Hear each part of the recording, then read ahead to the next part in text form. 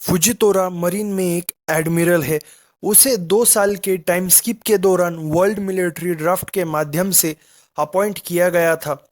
खुजान के रेजिग्नेशन और अकाइनो के प्रमोशन के कारण हुए 2 एडमिरल वैकेंसीज को भरने के लिए उसे और आरामाकी को अपॉइंट किया गया। ह्यूमन जस्टिस के समर्थक फुजितोरा ने स्पेशल रूप से 7 वॉरलॉर्ड ऑफ सी के सिस्टम को डिसबैंड करने के लिए एक कैंपेन का नेतृत्व किया।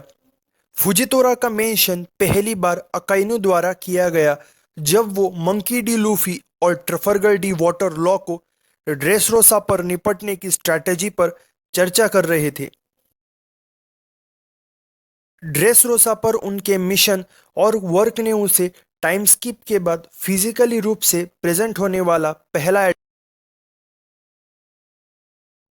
ड्रेसरोसा पर उसके मिशन और वर्क ने उसे टाइम स्किप के बाद फिजिकली रूप से प्रेजेंट होने वाला पहला एडमिरल बनाया और ड्रेसरोसा आर्क का सेकेंडरी एंटागोनिस्ट भी। फुजितोरा एक साफ दिल का आदमी है जो दूसरे के मिसफॉर्चून को रोकते हुए सही काम करने में बहुत जोर देता है। फुजितोरा इवलनेस मतलब बुराई से इस हद तक नफरत करता है कि उसने जानबूझकर खुद को अंधा कर लिया। जो भी उसने बुराई देखी थी उसके दुख के कारण उसने अपनी आंखों को नुकसान पहुंचाया। उसने ड्रेसरोसा में कहा कि आंखें ना होना एक आशीर्वाद है। एक मरीन के रूप में उसका न्याय है ह्यूमन जस्टिस। उसका प्राइमरी गोल है लोगों की रक्षा करना। वो इस बात का ध्यान रखता है कि वॉर के दौरान कभी भी इनोसेंट पीपल का नुकसान ना हो। फुजितोरा सिटीजन्स को नुकसान से दूर रखने की हर एक कोशिश करता है। फुजितोरा के अंदर रिस्पेक्ट और रिस्पॉन्सिबिलिटी का गहरा एहसास है क्योंकि वो मरीन होने और वर्ल्ड गवर्नमेंट के साथ अपनी कमियों के लिए भी हेट एक्सेप्ट करने के लिए तैयार है। फुजितोरा उन चीज़ों का क्रेडिट लेने से डिनाई करता है जो उसने नहीं की। एडमिरल के रूप में फुजितोरा के पास अपने से लोअर रैंक वाले हजारों मरीन्स पर कमान है। का स्टेटस एक फ्लीट एडमिरल से नीचे है। अगर कुछ चीज़ों को छोड़े तो उसके पास बैटलशिप को बुलाने का अधिकार है जैसा कि उसे लगे और किसी भी आइलैंड पर बस्टर कॉल शुरू कर सकता है लगे कि वहाँ कुछ खतरा है।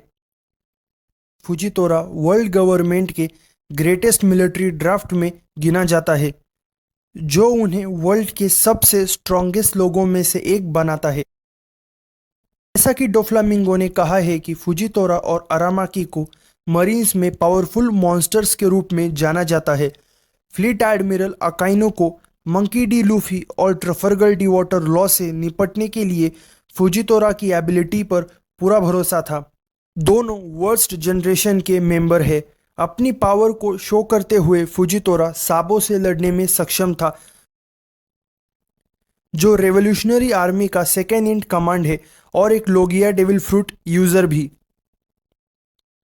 फुजितोरा ने लड़ाई में बीस्ट पायरेट के कमांडर में से एक जैक को हराया था।